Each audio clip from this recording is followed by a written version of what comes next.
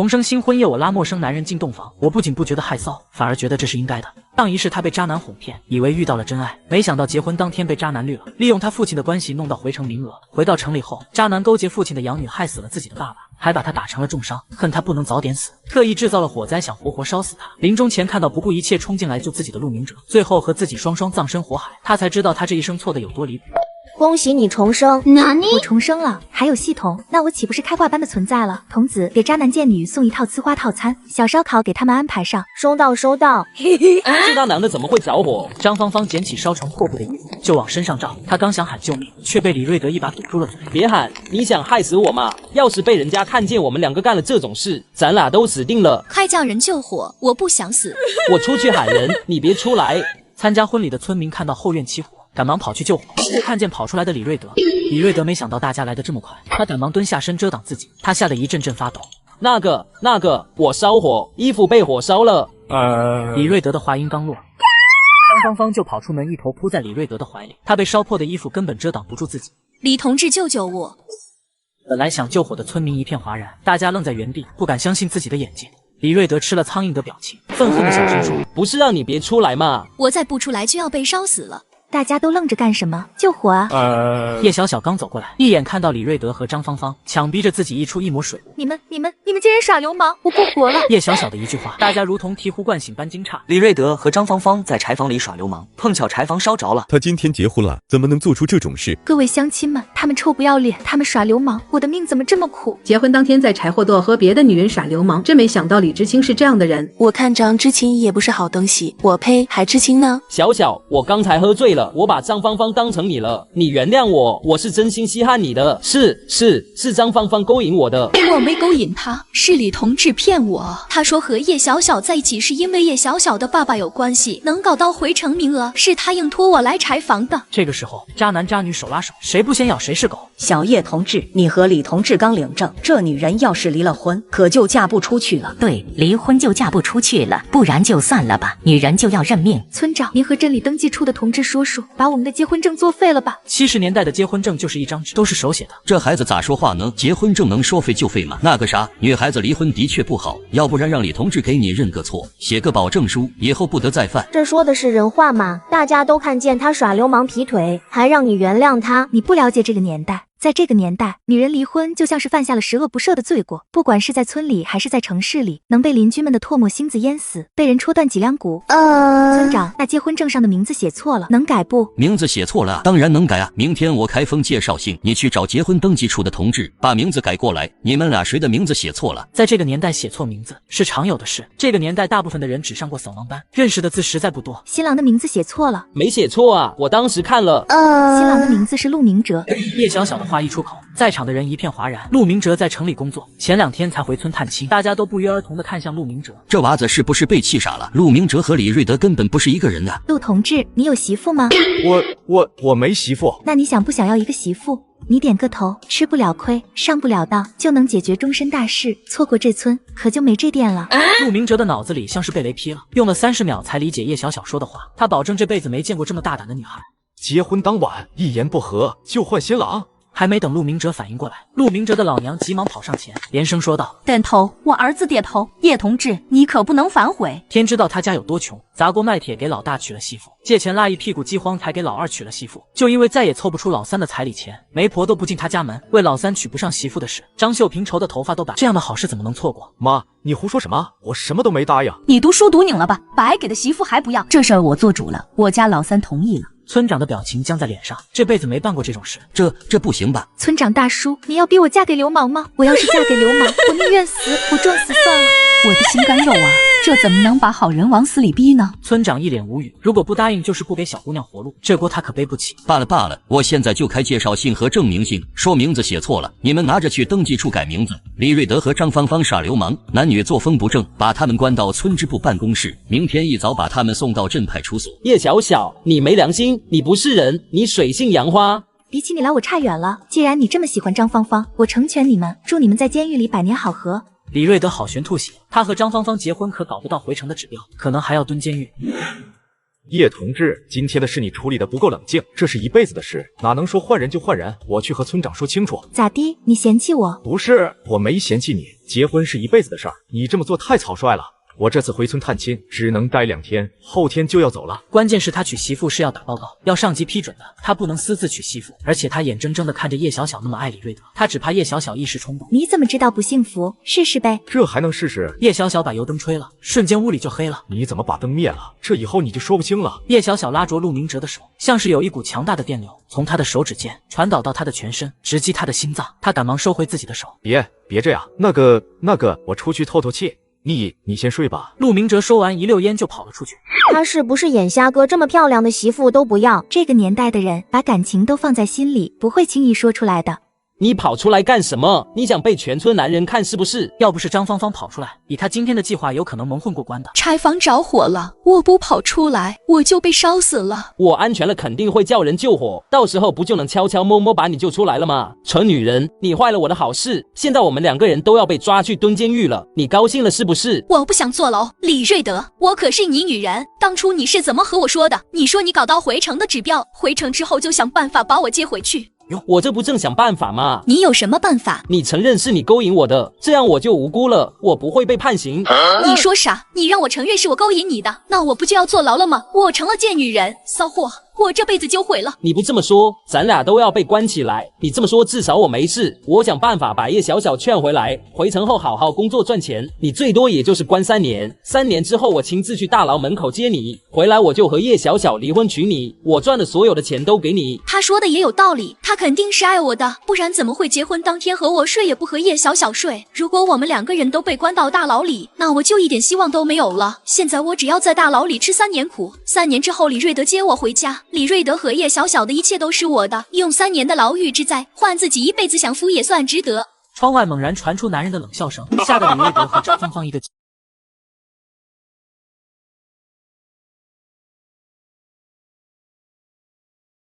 全村99个寡妇都嫌弃的男人，我却死活都要嫁给他，只因前世我被渣男和绿茶闺蜜迫害，临终前这个男人为了救我冲进火海，最后和我死在了一起。重生新婚夜，我脚踹渣男临阵换新郎，看着眼前开心到起飞的2人，我转身给他们送到公安局。70年代流氓最了解一下。帽子同志，我媳妇被夫偷汉，还陷害我和别的女人。你小子胡说八道什么？你和张芳芳耍流氓，还说别人陷害你，怎么回事？说清楚。昨天我结婚，他们2个在柴房里乱搞男女关系，柴房着火了，他们被大家发现了。他说谎，她是我媳妇，她被夫偷汉，她想让陆明哲顶替我，所以她才害我和张芳芳。您看看，这是我和陆明哲的结婚证，我和李瑞德没有半毛钱的关系，他污蔑我们。多亏来之前先去民政局把结婚证上男人的名字换成了陆明哲，不然就要被他倒打一耙了。我刚和村长说先去民政局，就是防着李瑞德这手呢。派出所的帽子同志看了看结婚证上的日期，叶小小和陆明哲昨天就结婚了。民兵队长也站出来作证，犯罪事实清楚，这是铁证如山了，乱搞男女关系，流氓罪，有期徒刑3年。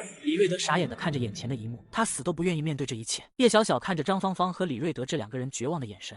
前世死的时候我就想，若上天给我一次机会，我绝不允许自己那么活。你做到了，刚回来就把渣男绿茶送进了监狱，还没全做到。这辈子我要得到上辈子失去的一切，暴富、宠夫、养仔仔。宠夫有难度，你男人还没接受你。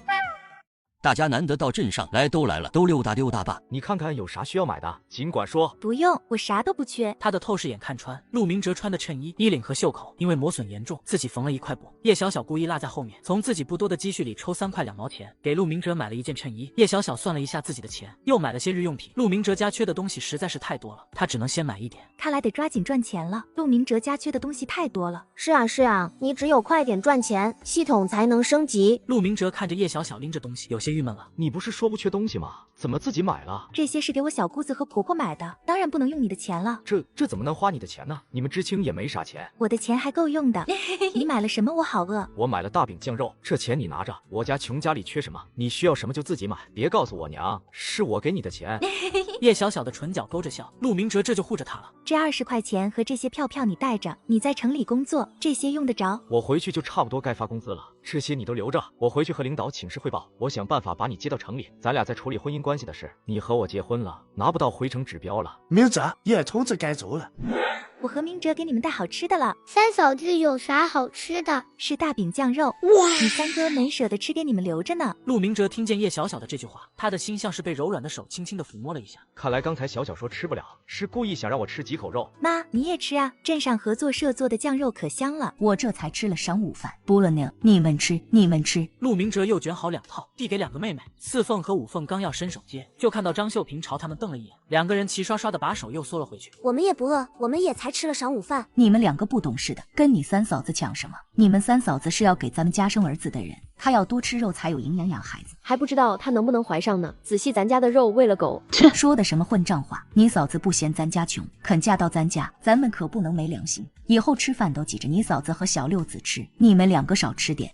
你婆婆真好啊，疼你比疼女儿还疼。虽然是为了让你生娃，但这样的婆婆在这个年代已经算难能可贵了。但是5凤这丫头不咋样，陆家一家子都善良，5凤也是实在太饿了。这年代谁肚子里不缺油水？你们叫我一声嫂子，就要听我的。你们把大饼酱肉吃了。叶小小把手里拎着的纸包打开，从里面拿出手绢、袜子、洗发膏、万紫千红的茶脸油。4凤5凤，这是给你们的。2个女孩像是看见宝贝一样，拿起洗发膏和万紫千红的脸霜，看了又看，闻了又闻，喜欢的放不下去了。三嫂子，这很贵吧？还是你留着用吧。我有，这是给你们的。妈，这是我给2个妹妹的礼物，您可不能收走。这要多少钱呢？叶同志，我一直觉得你是个好同志，咱们国家可不许铺张浪费。妈，这不是铺张浪费，这是生活必需品。我知道咱家穷，没有富裕钱买这些，不过我不是嫁过来了吗？您不用再发愁钱的事，我会让您和弟弟妹妹们有好日子过的。就叶小小这个小身板，这也赚不了多少公分，不过这孩子心眼是好的。你不睡觉吗？那个，我还不困，你先睡。童子，今天的盲盒还没抽呢。对的，每天都能抽1次。他赶快打开盲盒，从盲盒机里跑出来一只母鸡。明天拿给婆婆，婆婆肯定脸上的皱纹都能笑成花。可这东西能搞定婆婆，搞不定陆明哲啊。你能搞得定陆明哲吗？你没听说过这个年代的口号吗？有条件要上，没条件创造条件也要上。耗子，大耗子哪儿呢？别怕，我帮你抓。太吓人了，好大个，跑走了，不知道跑到哪儿去了。一会儿他要跑回来怎么办？陆明哲紧紧抱着叶小小，他明显感觉到叶小小在他怀里发抖。城里来的丫头哪儿见过农村的大耗子，肯定被吓坏了。别怕，你睡，我就在你身边保护你。陆明哲，我们是合理合法的夫妻，你就不想合理合法的做点什么？我看到了喔，啧啧，好强悍。透视系统看到小陆明哲，往哪看呢？不许看！想不到你是这样不正经的童子，伦家才是正经童子呢。狗帮你剪给他做个婚检，检查完毕，嫁给陆明哲，保证你这辈子幸幸福福的。童子说的幸福是几个意思？陆明哲差点就控制不住自己了，控制不住想把叶小小吞到肚子里，然而他最后的理智压抑住心头的火。叶同志，对不起，我还有任务，明天一早就要走。这次任务很危险，等我执行完任务和上级领导汇报咱俩的婚事，如果组织批准咱们结婚，如果你不后悔，如果我这次任务真的很危险，不知道自己能不能活着回来。在这个年代，一个寡妇要面对什么样的生活？尤其是在农村，后果不堪想象，绝对不能让小姑娘面对那样的场面。我不后悔，这辈子下辈子都不后悔。等我回来，睡吧，我保护你。叶小小舒服地窝在陆明哲的怀里，一会儿就睡着了。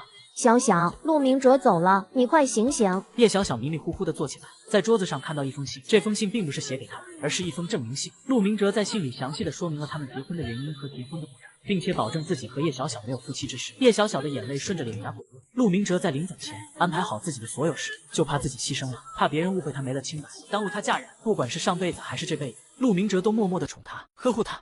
前世他遭渣男陷害，葬身火海，在火海濒临死亡前，看着不顾一切冲进来救他的陆明哲，重生回来发誓要给这个男人和他家人最好的生活，不仅要给他生娃，还要帮他家还债。宠夫从宠婆婆和小姑子开始。妈，你看我捡到了什么？小小，这鸡咱家养不了。为什么呀？这鸡刚才还下了蛋呢。咱家欠老森家和老于家2家60块钱，被他们知道，他们肯定把鸡抱走抵债。那先把鸡养在我屋里，过几天咱们就把欠他们的钱还上。张秀萍诧异地看着叶小小，那可是60块钱啊，过几天就还上。这孩子是发烧了吧？妈，我没发烧，我这里还有点钱，一会儿我去那几家养鸡的老乡家里把鸡蛋收了。收鸡蛋干啥？把鸡蛋做成茶叶蛋，再炒点花生，烙点大饼，去县城火车站卖。卖东西犯法吧？万一被抓着怎么办？我悄悄摸摸的去卖，不让他们抓到我，您就放心吧，没事的。我觉得三嫂子说的对，咱们村的3棒子去城里换鸡蛋，都吃上白面馒头了。4凤，一会儿咱俩一起去火车站卖。其实收鸡蛋就是做样子。昨天陆明哲给了他30块钱，他的空间已经升到了1级，可以用积分兑换物资了。只不过他不能从空间里拿那么多东西出来，怕被人怀疑。他和四凤一早晨把50个茶叶蛋煮好，又炒了点花生，还烙了些大饼，借上邻居的自行车就去县里火车站了。县城火车站熙熙攘攘的，在这年代最快的交通工具就是绿皮火车。大叔大哥，要不要大饼、茶鸡蛋、5香花生米？不要票的，买些带在路上吃吧。叶小小的那一句不要票，瞬间吸引了周围几个背着行李包出差的人。这个年代各种票都是很珍贵的。姑娘，真的不要票吗？我自家养的母鸡下的蛋，所以不要票。还有自家烙的大饼，还有5香花生。大叔你要点吗？带在路上吃可香呢。怎么卖啊？一张饼加2个茶叶蛋是3毛钱，一小包花生米是2毛钱，都要的话就是5毛钱一份。大叔听见5香花生米，咂摸了一下唇角，在这个缺油的年代，吃不上肉，吃花生米也能补充身体缺的油。一张大饼配上1包花生米，就算改善生活了。来1份花生米，正好带了小8加1，到火车上拿花生米配酒，太香了。这是他的第一笔生意，一套大饼鸡蛋花生米的成本价大概是2毛5分，卖1份就能挣2毛5分。随着第一个大叔买了1整套走，后面紧跟着来买大饼鸡蛋和花生米的人越来越多。四凤看的眼睛都直了，这是赚了多少钱啊？我这辈子都没见过这么多钱。最后就剩下10几包花生米，四凤你按照我的方法卖，我再去找镇上的人收点花生米、鸡蛋和面粉。看四凤卖完了全部的东西，他从空间拿出准备好的面粉、鸡蛋、花生米回来了。三嫂子，我把花生米都卖完了，这是卖花生米的钱。我收了好多好东西，明天咱们还过来卖。收了这么多东西啊，我的天！30斤面粉，100只鸡蛋，还有10斤花生米，一共花了13块8毛钱。我这里还有1块2，再加上你给我的2块6，一共是3块8。该卖的都卖了，该买的都买回来了，咱们回家去。当叶小小和四凤高高兴兴回到家里的时候，一盆脏水泼出来，劈头盖脸的浇向叶小小。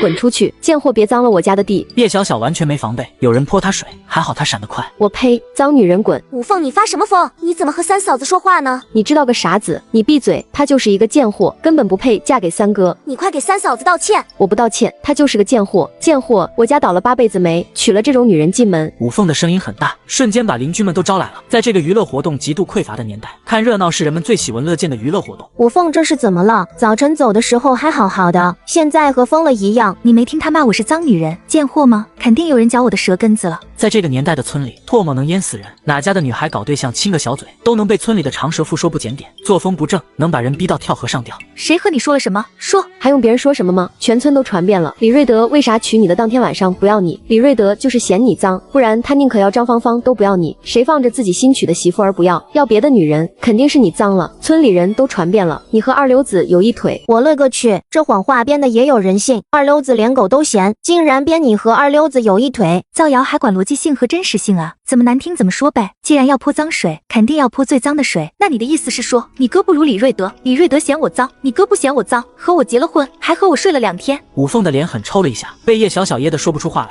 想反驳叶小小，可愣是没找到反驳叶小小的话。谁败坏我名声，造我的谣？从我来农村到现在，就没见过二溜子几次，还敢往我身上泼脏水，也不打听打听我男人是谁。叶小小的目光看向刚才向后退的那几个人，是陆明哲的大娘和二娘，还有吴婶。陆明哲的爸爸兄弟5个人，陆明哲的爸爸排老3。是你们说我和二溜子有一腿的？大娘和二娘躲闪着叶小小的目光，2个人的汗毛都竖了起来。啥就我们说的？我们没说。既然你们3个人没说，那你们就发誓，如果是你们乱嚼舌根子说我，你家儿子出门掉河里淹死。大娘、二娘和吴婶的脸刷一下子就白了，3个人面面相觑，谁也不敢发这种誓，谁家的儿子也不多呀。咋的？嚼舌根子的时候不是劲头挺大吗？发誓的时候就不敢说了。你们不是说的有鼻子有眼的，说我和二溜子有一腿吗？你们是哪只眼睛看见了？怎么不敢发誓了？村长大叔，你评评理，我的男人刚出门，这些长舌妇就嚼舌根子，等我男人回来，有一个算一个，我让我男人打残他们，您可别拦着。别，一家人何必伤了和气呢？老大家、老二家、老五家，你们是吃饱了撑的吗？嚼别人舌根子就算了，还嚼自己家侄媳妇的舌根子。不是我说的，是老二家说的，我可没说，都是吴婶告诉我的。吴婶说的有鼻子有眼的，好像她看见了一样。话是你说的，你哪只眼睛看见的？在谁家玉米地里看见的？说。吴婶自己在村里斜歪脚不正的勾搭男人，还敢讲他的是非。吴婶看见扛着锄头从地里回来的张秀萍，三嫂，你儿媳妇不正经，和人家滚玉米地，我可都是为了你家好。完了，你婆婆回来了，她不会信了吴婶的话吧？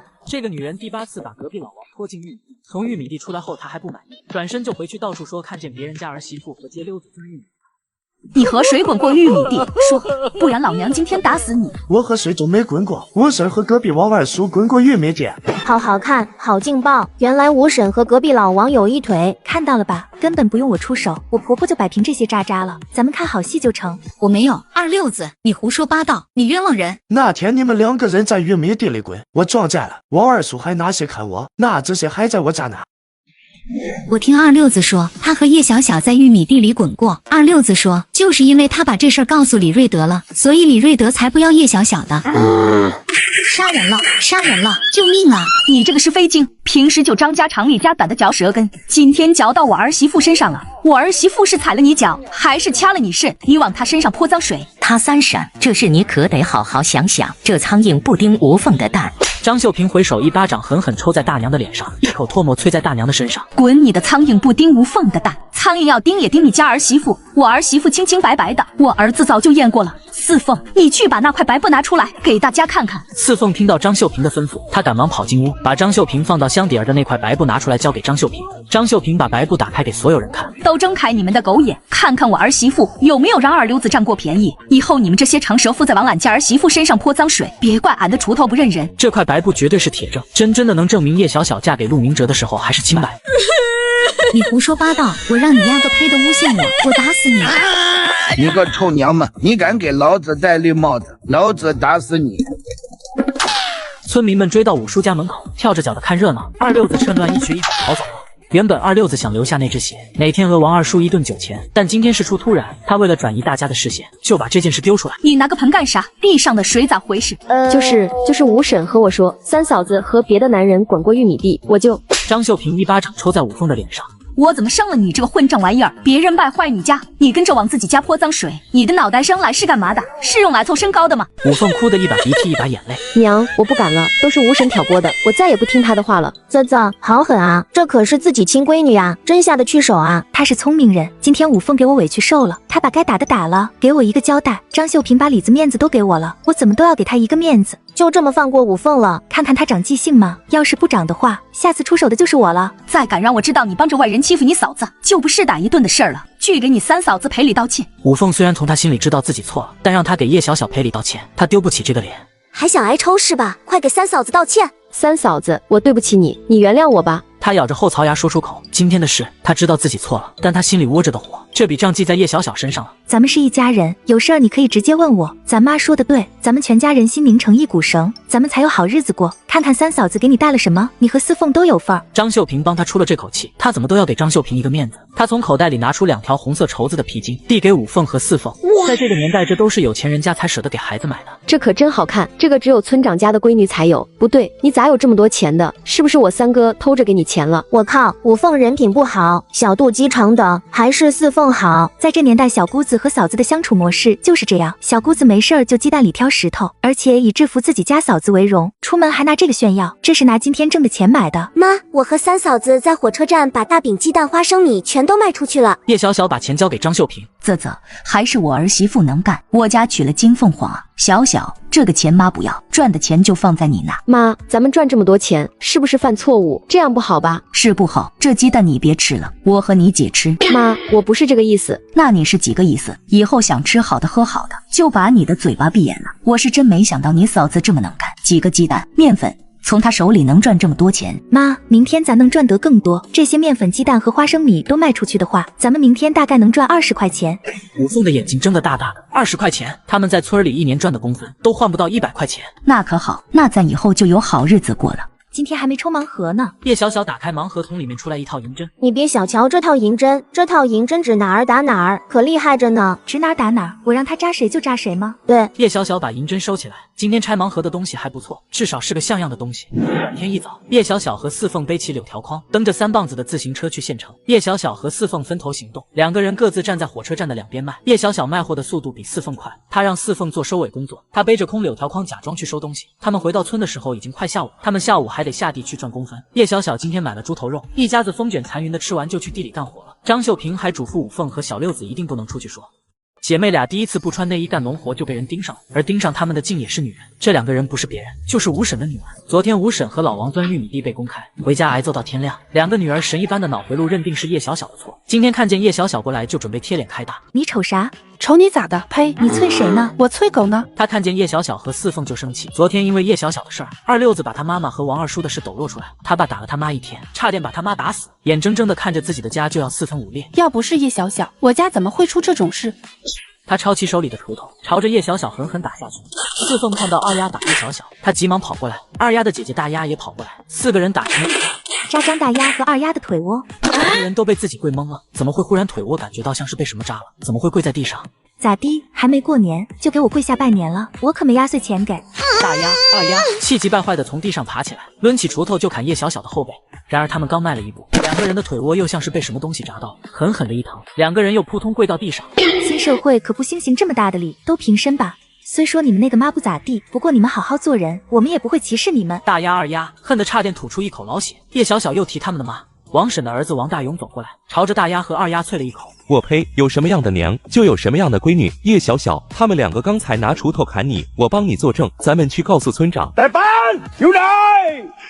叽叽喳喳，叽叽喳喳，把大丫和二丫今天的工分都扣了。村长大叔，光扣工分可不行，让他们俩把我和四凤、五凤还有我婆婆的活都干了吧，劳动改造一下他们的思想。行，就听你的。他现在就想息事宁人，只要叶小小不再追究了，罚大丫、二丫干点活算啥？姐，你刚才怎么摔倒了？是不是感觉有针扎你？你咋知道的？就是刚才有针扎我，所以我才跪在地上。我也是感觉有针扎我，这到底是咋回事？会不会是撞邪了？昨天我听于大娘说叶小小身上有邪气，还说她身上阴气太重。于大娘以前是跳大绳的，新社会之后不允许跳大绳，封建迷信。不过有些村民还是会悄悄摸摸的找于大娘算命跳大绳。于大娘这么说吗？大家都说她算的可准了，要不咱俩去找于大娘算算，啥意思？邪气？难道叶小小是个死人？反正我给陆明哲算的不会有错，我早就告诉他吗？不用费心给他找媳妇，他娶不上媳妇。叶小小身上的阴气很重，他是子时生人，神仙不断子时命，子时生人，一人两命。在这点上他也很郁闷，他算着叶小小有生死劫，但叶小小却好端端的是个大活人。大丫和二丫听得云里雾里的，好像都听懂，又好像没明白。那到底啥意思？意思就是叶小小这个女人很闲，离她远点。大娘，我她有本事扎我们，你就一个让我们扎回去的办法，我们不能就这么算了。不是我不想帮你们，是叶小小的命太硬，她身上带煞星，克夫克兄克父母。你们要是想破解了她，就要找黑狗血，把黑狗血砸在她身上，破了她的邪气，她就没办法再使阴招害你们了。大丫、二丫有些为难了，往哪找黑狗血呢？可我们往哪儿弄黑狗血去？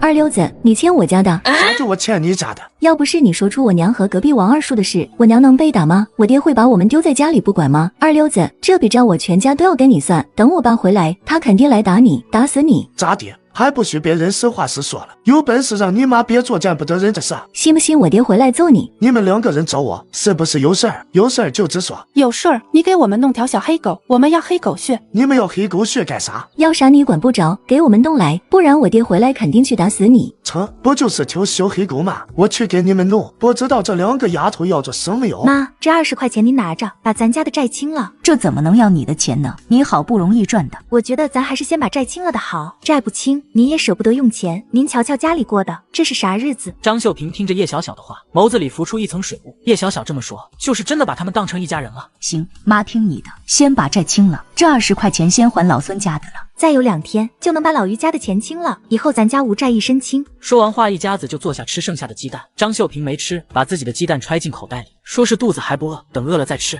什么不饿？还不是给小六子留着，让小六子多吃一个。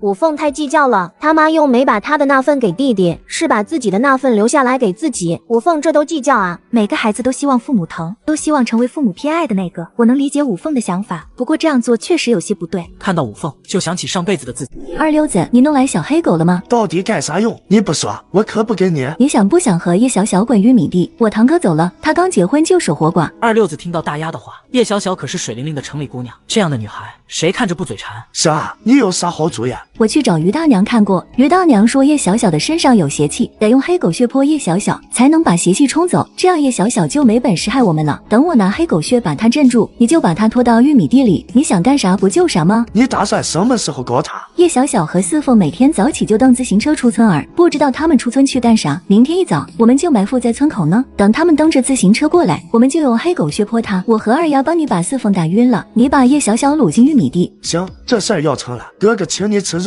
啥？你咋和他说这个？咱俩不是商量好的，就泼叶小小黑狗血吗？二溜子把叶小小掳进玉米地，他可就犯了流氓罪，有啥不敢干的？叶小小能满处喊自己被二溜子上了吗？他刚结婚就闹出这个事儿，这辈子都别想在村里抬头了。三堂哥还能要他，就算四凤知道了，也不敢把自己家的丑事往外说。况且我们从他后面用烧火棍把他打晕了，他也不知道是我们干的。等二溜子和叶小小进玉米地，也就悄默默的去找民兵队长，把民兵队长引过来。在。姐，要把事情搞这么大吗？要是民兵队长发现叶小小和二溜子干那个，他们就像李瑞德和张芳芳一样，要被关进监狱了。瞧你这点出息，把他们关监狱不好吗？以后三叔一家在村里就抬不起头了。到时候让咱爸把他们家的公分挪点到咱家来，即便他们家知道咱家做了手脚，有这个短处在，他们也只能暗憋暗气，不敢吭声。这个好，到时候咱家就能多分点钱了。姐，你太聪明了，我咋就没想到？男人只是娶了一个免费的媳妇，却引来亲戚家嫉妒，趁男人不在家猛泼小媳妇脏水，结果被人把自己家的丑事爆了出来，因此家里闹得不可开交。两个女儿更是联合接溜子要对嫂子预谋不轨。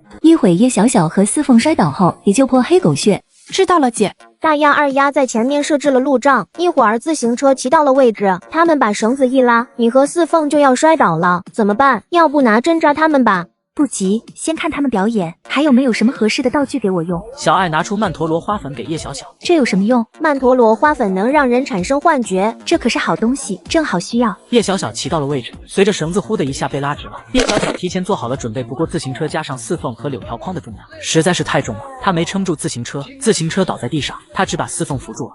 下一瞬，小心你身后！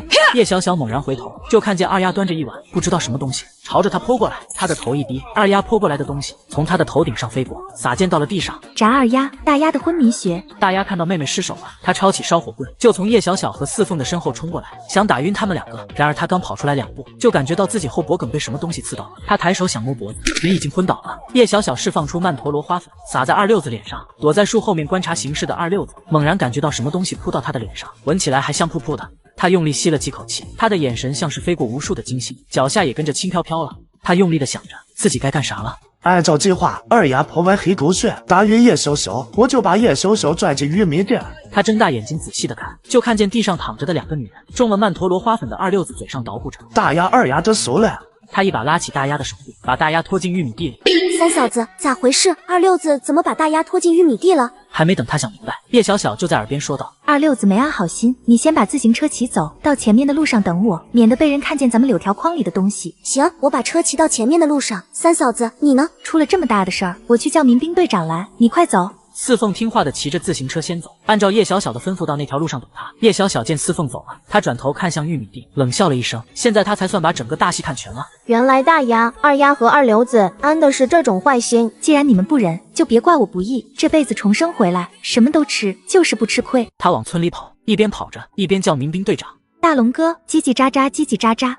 你不是说还有大丫吗？怎么只有二丫？不知道啊，刚才真的是看见她们姐妹2个倒在这儿，怎么现在就剩了一个？他朝着四周张望，假装找人一样。忽然他伸手指了一下玉米地。大龙哥，玉米地里好像有动静呢。我去看看。大丫，是你吗？他带着手下的民兵朝着玉米地走过去。叶小小的透视眼穿透玉米地，清清楚楚的看见二溜子正兴奋的拼命干。曼陀罗花粉真管用，二溜子一直在自己的幻想中，根本没听见大龙的声音。下一秒，玉米地里就响起大龙和几个男人的声音。叶小小顺着土路往前跑，去和四凤会合。三嫂子，我在这儿呢，事情咋样啊？叽叽喳喳，叽叽喳喳。我去，大丫他们怎么这么坏，居然心思这么歹毒？这下搬起石头砸了自己的脚，看他以后怎么办。叶小小和四凤来到火车站，2个人和昨天一样做生意，因为他们的东西都不要票，不但来火车站的旅人愿意买，镇上的人也跑来找他们买东西。叶小小看着东西卖的差不多，就把收尾工作交给四凤。他背着空的柳条筐，假装去收东西。他在自己的空间物资里翻了一下，没想到他的空间物资里还有各种票。原来我的空间物资里还有票啊！哈哈，太好了，想要什么票就有什么票。对的，你赚的钱越多，空间物资里释放的东西就越多，只有你想不到的，没有你没有的。他走进合作社买了1斤糖和1只烧鸡，在这年代烧鸡的价格要比二师兄的身价还贵。你咋不走了？叶小小凝视着邮政局大门，鼓足勇气说道：“我进去打个电话。”叶小小拿着电话听着里面悠长的时间1分1秒的流逝，叶小小的心越抽越紧。爸爸在办公室吗？爸爸还会生我的气吗？3年了都没和爸爸联系过一次，前世爸爸2次来信，我都没有回过。喂，你好，哪位？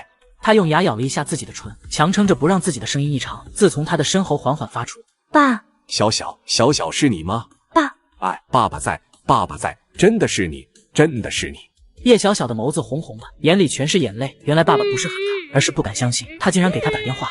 邮政局的小哥哥有些看不下去了，那么贵的长途电话就叫了一声爸。电话可是按分钟收钱的，有啥要紧事赶快说，你这可是长途。爸，我过2个月就回城。我已经在找关系给你弄回程名额了，应该这1-2天就有消息了。爸，您不用费心给我弄回城名额，我前2个月报了高考，等我拿到录取通知书，就能回城上大学了。参加高考能不能考上还不一定，听说竞争很激烈，爸爸能给你拿下回城名额，你拿着名额先回来，想考大学的话，回城也能考啊。爸，我结婚了，所以即便您给我弄下回城名额，我也回不去，我只能等高考，考上医科大学再回城。叶东城简直不相信自己的耳朵。傻，你结婚了？什么时候的事？对方是什么成分？爸，这个男人是我千挑万选的，我不会选错。再过1个多月我就能回去了，咱们就能团聚了。你注意身体，别太累了，万一考不好，爸爸再想办法。叶小小的眼泪不受控的从眼眶滚落，上辈子她蠢透了，爸爸这么疼她，她竟然被林安挑拨的天天和爸爸作对。好，我知道了，爸爸再见。爸，是小小来的电话吗？我就说嘛，小小不是不懂事的孩子，您当初不让他去农村都是为他好，他肯定会想通的。您瞧，他这不是给您打电话了吗？他故意提起当初叶小小和家里闹翻去农村的事。小小结婚了，可他连那男人在城里什么单位工作都不知道。这个丫头让他又气又疼，他该拿这个孩子怎么办？林安听到这句话，差点要忍不住心里的狂笑声。虽然3年没见，叶小小还是和以前一样的蠢，嫁人都不知道男人在什么单位工作。他一脸哀婉地和叶东城说道：爸，小小怎么连自己男人在什么单位工作都不知道呢？这不是我做姐姐的诅咒妹妹，我真担心小小太单纯善良，被村里的男人骗了。听说有不少流氓犯专盯着小姑娘，欺骗他们的感情。万一小小遇到这样的男人，被骗了感情又被骗婚，他以后要怎么办呢？被林安这么一说，叶东城眉心蹙得更紧了，这也是他担心的。谁敢骗我的女儿，老子废了他！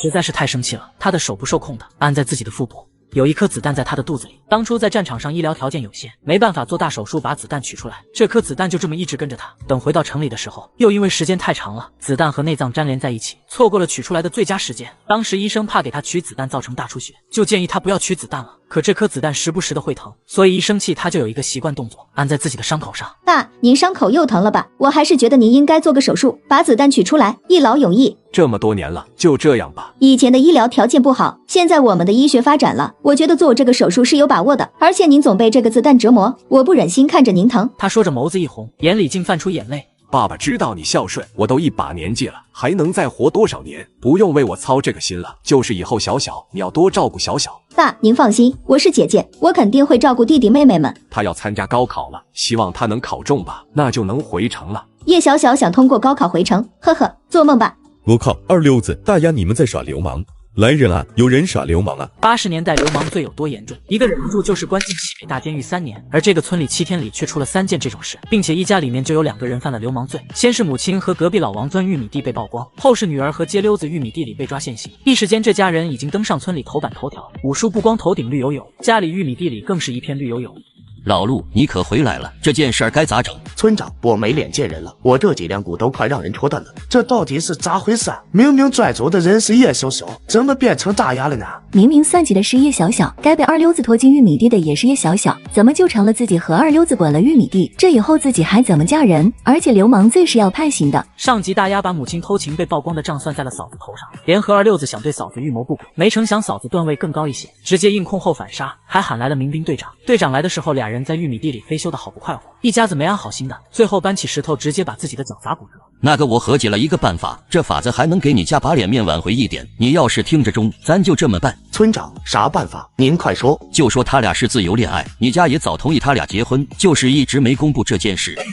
随着村长的话出口，不光是二溜子愣住了，陆国富也愣住了。前几天村里刚出了李瑞德和张芳芳的事，再送一队去派出所，别说村里的流动红旗了，就连这个村长都要被撤职了。为了村里的荣誉，大丫和二溜子的这件事必须压下去。村长，你没开玩笑吧？二溜子整天投鸡摸狗不着四六，这男人能嫁吗？咋地不能嫁了？他不是活的吗？他不是男的吗？你也不看看现在是啥状况？你家闺女已经是二溜子的人了，谁还能要她？这是我能帮你想到最好的办法了。你要是不要脸，你就出去说你家闺女和二溜子耍流氓。村长说的话直接把五叔噎死。要是这么讲的话，不但他家的脸面全没了，女儿还要被抓去蹲监狱。如果说处对象要结婚的话，大丫主动帮助二溜子和他结对子搞互助组，回头还能想办法给大丫申请一个仙境，这一下你家的脸面不就保全住了吗？给个仙境能养我家女儿一辈子吗？二溜子这是啥人？我女儿嫁给他要吃一辈子的苦啊！吴婶说着说着瘫软的坐在地上，拍着大腿哭。我女儿的命怎么这么苦啊？这以后的日子可怎么过呀？他吴婶，你可想清楚了，你家闺女不嫁给二溜子，就是犯了流氓罪，这流氓罪要关大牢3年，你自己掂量着办。二溜子总算听明白是咋回事，只要娶了大丫，他就不用蹲大牢了。丈母娘、丈母姐，挨咋了？要是俺做了你家女婿，保证你家吃香的喝辣的，能吃上肉。嘿，跟你吃肉，那肉也是你偷来的，吃完了嘴上长疮。嘿，这话是咋说的？你女儿求着我给她弄一球黑狗，肉不也被他们俩吃？他们谁嘴上长疮了？我还告诉你们，大丫要是不愿意炸，我还不去了，我这就去派出所投案自首。是大丫主动勾引我的。哎呀妈呀，这女人太骚了，不要脸，勾引男人！你败坏我女儿，我抽死你！行了，都什么时候了，还在这里吵嘴架？有种你们就出去说，我把你们都带到派出所。李瑞德和张芳芳判了几年，你们可心知肚明。我已经送去2个了，也不在乎再多送2个。你倒是说话呀，你咋不言语了？我言语个屁！瞧你教的好闺女，这事儿就这么定了吧？就说大牙帮扶二流子和他姐对子搞互动组，结果搞出感情，2个人恋爱了。村民们在办公室外听不清房间里村长和陆国富说的啥，不过叶小小的顺风耳，他和小爱可是听得清清楚楚的。小爱笑出猪叫声，哈哈哈！没想到结局竟然是这样的。虽然没被送到大牢里关3年，但这个结局我更喜欢哦。啧啧，活该，谁让大丫憋着坏的要害你？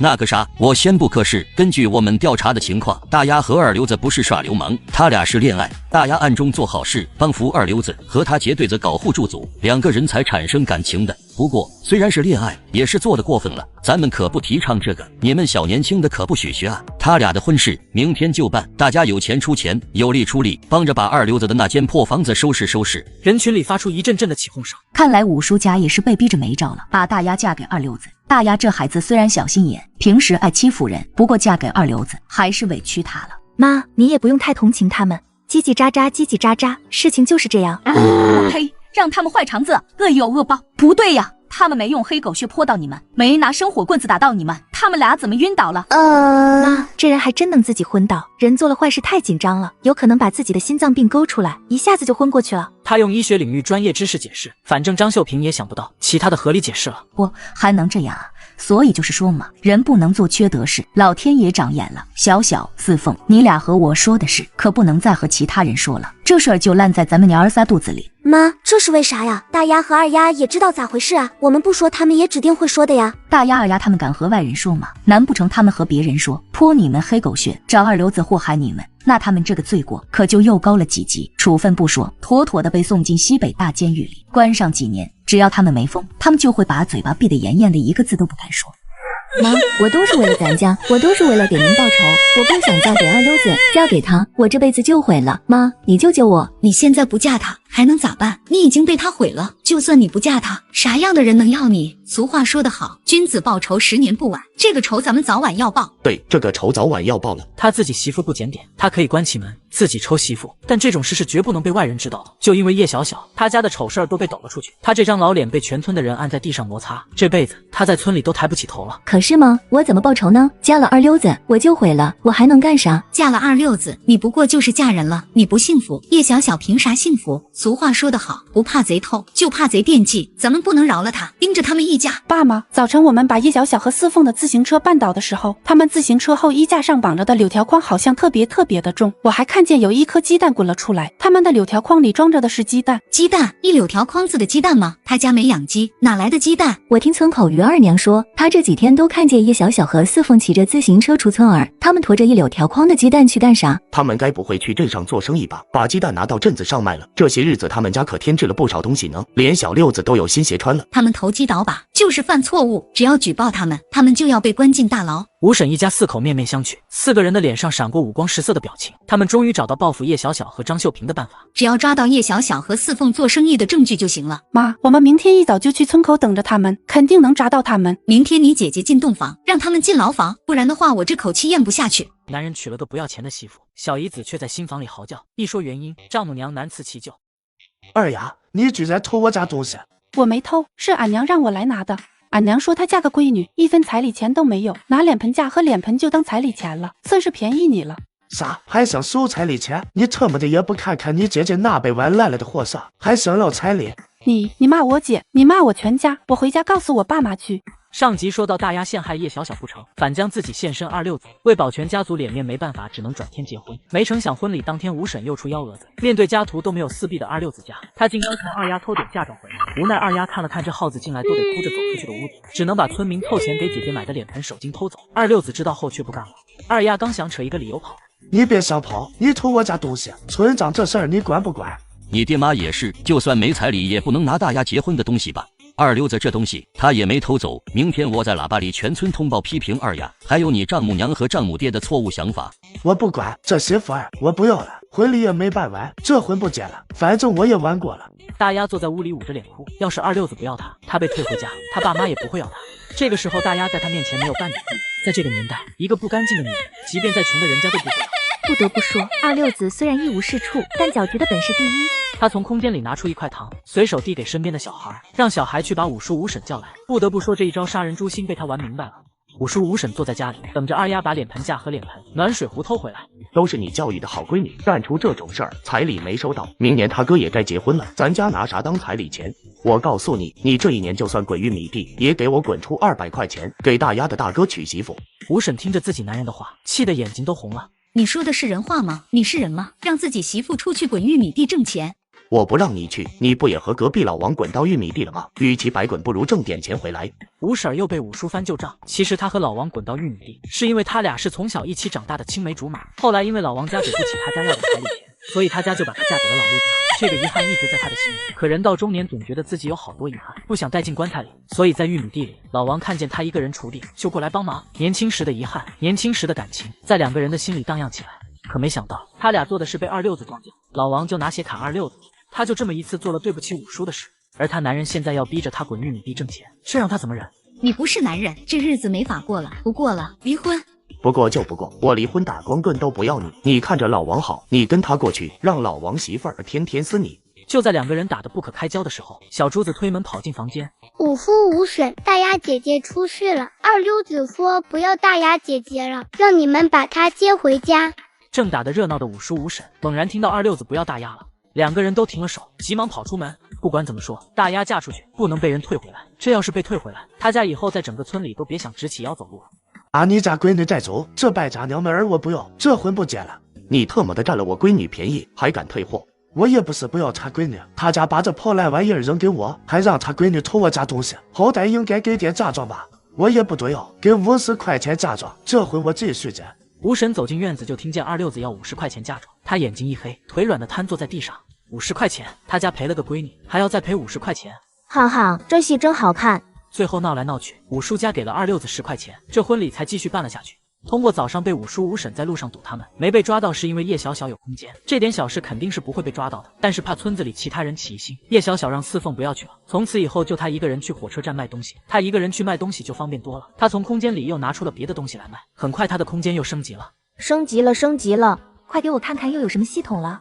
空间通道系统，以后你想去哪儿，设置一个空间通道就能去了。空间通道，想去哪儿就去哪儿，哈哈，还有这么好的系统。那当然了，我早就说了，上到宇宙银河系，下到平行空间，没有比我更强大的系统了。后面的系统会一个比一个强大呢。这个系统是我最满意的，有这个太方便了。天还黑的时候，他就睡醒了。这还是他第一次用空间通道。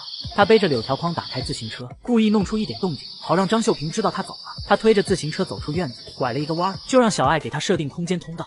小爱，你说的空间通道呢？快点给我设定，我去火车站。Yes, Madam。打开门就能进来了。一旦平行空间的量子受到影响，发生空间通道扭曲，那么在空间通道里的人和物就再也出不去了，变成空间里的碎片。所以你使用空间通道的时候，要快点从空间通道里通过，只有走出空间通道才安全。你咋不早说啊？没想到走个路还有危险。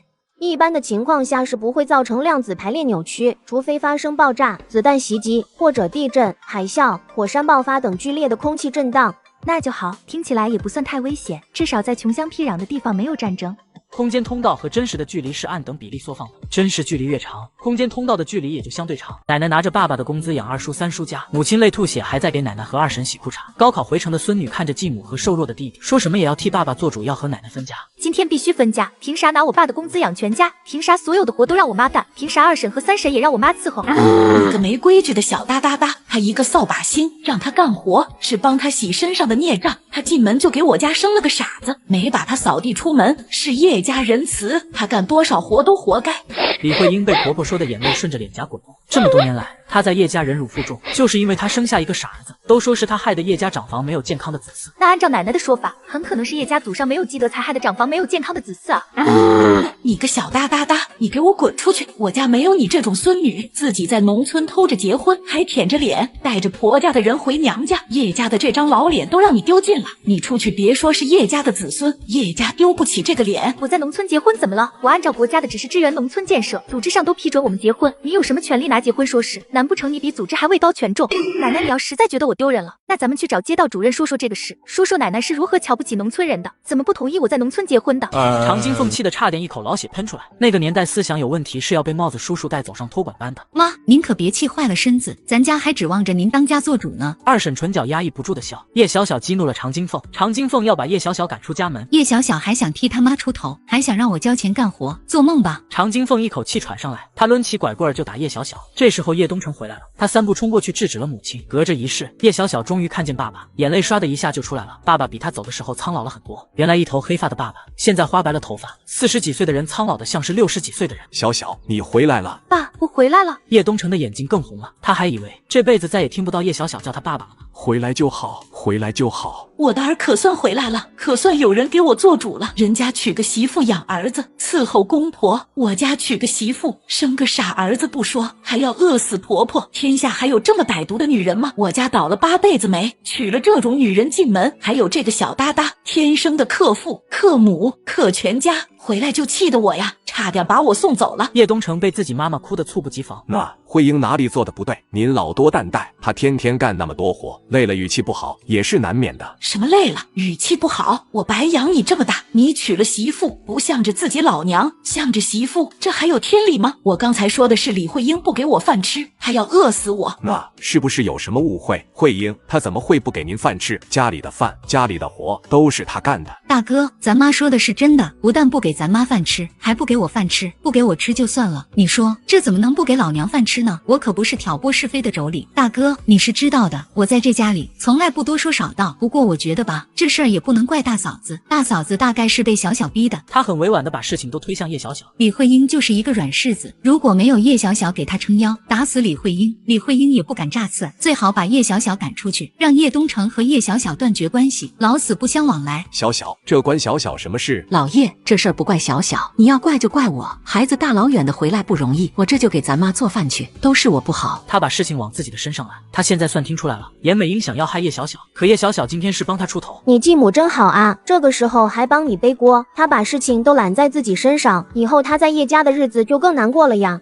所以说上辈子我到底有多眼瞎，就信了林安的话，说什么继母是笑面虎，明着对我好，暗着跟我爸爸败坏我。其实继母很可怜的，年轻轻的就做了望门寡，后来爸爸续弦娶她的时候是看中她没有孩子，爸爸就是怕找个带孩子进门的，将来疼自己的孩子，不疼我。老大，你到底管不管这小哒哒哒？我今天差点被他气死。他不但不让你媳妇给我饭吃，还要分家。她一个嫁了人的女孩子，回到娘家闹分家，这像话吗？叶家和他还有啥关系？他们根本不把我妈和弟弟当人。常金凤听到叶小小告他的黑状，他坐在地上喊道：谁不拿他们当人？你个小哒哒哒，你胡说八道！你拿我妈当人吗？她在家里还不如生产队的驴，生产队的驴还有休息的时候，我妈有吗？早晨天不亮就要爬起来给全家做饭，又要给全家做卫生，所有人换下来的衣服都让她洗。你半夜不舒服，我妈还得给你洗脚，给你按腿。李慧英眼泪控制不住的滴滴答答的往下掉。叶小小说的全部都是她的痛楚，都是她的委屈。她想让叶小小别说了，可喉咙哽咽的连一个字都说不出来。常金凤气得从地上弹了起来，她拿着拐棍朝着叶小小就打。我打死你这个小哒哒哒！刚回来就在这挑拨离间，你没回来的时候我们都是这么过的，日子不要太好过，怎么你一回来就闹出这么多事？你这个搅家精！妈，就按小小说的分家吧，慧英确实太累了。老大，你几个意思？谁家娶媳妇进门不是为了伺候老人、生养孩子？李慧英是哪家的千金公主，不能伺候婆婆吗？二婶和三婶是哪家的千金公主，还要妯娌伺候他们？你有3个儿媳妇，凭啥只让我妈伺候？你那2个儿媳妇是眼瞎还是腿瘸？我那是把她当亲闺女，和她不见外，这说明我和她亲，说明我疼她。你可拉倒吧，就你这疼法，我妈能活到40都是祖坟冒青烟了。我妈再累的话，身体就要垮了。上辈子李慧英就是被累垮了。你不光让我妈干活，还不给我妈和弟弟吃饭。你和二叔二婶每天吃着我妈做的大鱼大肉，却给我妈和弟弟吃野菜饼子，还说傻子吃那么好也是浪费。明明家里的生活费都是花我我爸爸的工资，凭啥不让我妈和弟弟上桌吃饭？叶东城的脸色顿时沉了下来。这些事你怎么从来不和我说？你好久才回家一次，和你说了能怎样？常金凤就是个戏精，在叶东城面前摆出一副疼他、疼孙子的样子。他要是告状，等叶东城走了，常金凤会变本加厉的报复他和他儿子。妈，你就这么对慧英，对我儿子？那个傻子，傻子有啥用？难道还能指望傻子给你养老送终？我对老两家的孩子好，对老三家的孩子好，是为了将来让他们给你养老送终的。你不对人家好一点，人家能把儿子过继给你吗？可怜我一片苦心，没人明白，你还误会我。妈，这可都是为了你好。如果这就是您对我的好，那我宁愿不要。如果不是小小回来说出这些，我都不知道慧英和志远在家里受了那么多委屈。今天一定要分家，把所有的活和上交的钱都说清楚。严美英的眸子滴溜溜乱转，显然现在的形势不对，对她和常金凤太不利了。那个大哥，你刚回家还有件事没来得及告诉你呢。今天不但小小回来了，小小还把她婆婆一家也带回来。陆明哲牺牲了。爸，你说什么？你怎么知道陆明哲牺牲了？你忘了爸爸负责抚恤工作吗？陆明哲是武器专家，上战场教战士们用新发明的武器。战争结束清理受伤的战士，里面并没有陆明哲。已经派遣干部去村里慰问烈士家属，没想到他妈妈被你带到咱家来了。这件事我还不敢告诉他妈妈。叶小小的大脑一片空白，根本听不清爸爸后面说了什么。重活一次还没来得及对他好，他就牺牲了。想不到他竟然牺牲了，不可能，绝对不可能。上辈子我们明明是半年后遇到的，他肯定没死。但是你重生了，重生后你改变了自己的命运，其他人的命运也会跟着你一起改变，这就是蝴蝶效应。不管什么效应，陆明哲一定没死，我要找到他。小小，你们结婚只有2天，还没什么感情，以后爸爸再给你介绍更好的。我不要更好的，我只要他。爸，他不会死，他肯定没死，这件事你别告诉我婆婆。说完，他便大步流星地向外走去。小爱，我要找陆明哲，你给我想办法。现在还没有搜索系统，除非你升级，你快点赚一笔大钱就能升级了。还差多少钱升级？还差95000。80年代你让我赚95000，是你疯了还是我疯了？你要相信你自己，今天的盲盒还没开呢，你要不要开？开，是闲鱼系统，小小发财了，发财了。闲鱼系统有什么用？这个系统可以把这个年代的东西卖给未来。哇哇，那可太好了，那赚钱就容易了。小爱给你加鸡腿哦，这次的系统最靠谱。我可是上到银河系，下到平行空间，最厉害的系统了。行，你是最厉害的系统，我要好好想想怎么做生意。这个年代的人最缺的就是票，我拿票出去换东西，然后放到闲鱼系统上卖。你怎么会忽然说不出话来了？该不会你说了什么不该说的？老天爷听不下去了吧？武凤的脸色顿时变得惨白，手心里冒出一层冷汗。他回想了一下，自己是在说完叶志远是小傻子之后，才忽然不能说话的。难道真的不能背后嚼人家舌根子？老天爷都听不下去了，可这话他不能告诉叶小小。四凤猛然想起来，吃饭的时候武凤骂叶志远是小傻子，他责备的瞪了一眼武凤，武凤心虚的回看了一眼四凤，眸子里满是哀求的意味，求四凤不要说出来。拿银针扎武凤的鸭血果然有用，看武凤被吓傻的样子真好笑。谁让他说叶志远的坏话？报应，这次就让他长长记性，以后再敢说别人坏话，他就不用说话了。时间差不多了，一会儿武凤就能说话了。你嘲笑嫂子的弟弟是小傻子，这不对的。三嫂子对咱们一家多好，现在咱们还住着人家的房子。叶小小从空间物资里释放出一辆自行车，还有一只大柳条筐，筐子里放着这个年代作为紧俏的生活物资，锅碗瓢盆，各种生活用品，还有糖果。你要在地都做生意吗？这里管的要比城镇严，被警察发现，要是被抓可是要被判刑的。当然不能直接做生意了，城市管得可严了。不过在城市有一种以物易物的交易方式，这种是可以的。比如村里来的老乡拿鸡蛋和大米换粮票，或者拿鸡蛋大米换旧衣服，我们可以用以物易物的方式做生意。这个方法好，不过你要换什么呢？当然要换在未来世界最值钱的东西。好不容易抽到这个闲鱼系统，自然要换在这个年代不值钱，但是在未来年代很值钱的东西。他推着自行车走到一大片胡同里，吆喝着：换东西，有好东西哦！锅碗瓢盆、糖果、牙膏、万紫千红、小手绢，还有漂亮的纱巾。果然爱美是所有女人的天性，听到有纱巾，胡同里的大娘、阿姨、姐姐们都坐不住的跑出来，问叶小小用什么换纱巾、换大铝盆。用纪念章、茅台酒按年份的，1974年的茅台酒想换啥换啥，其他的茅台酒看年份换东西，还有家里不想要的翡翠镯子、宝石戒指、银元都可以换东西，还有各种的老物件，只要是家里没用的老物件都可以拿出来换。叶小小的话一说完，婶子、大妈、阿姨、姐姐们都跑回家找自己家没用的老物件。那些纪念章有啥用啊？在抽屉里扔着，不如拿出来换个大铝盆，或者换条纱巾，换一盒万紫千红的雪花膏也好啊。再不值钱，也能换一把大黄油糖吧。哇卡卡，还得是你啊！伦敦苏富比拍卖会上，一箱1974年葵花茅台24瓶，拍了100万英镑，约合人民币900万。要是你能收到这个年代的茅台酒，一瓶酒价值37.5万。70几年的茅台酒最便宜也要10几万一瓶了。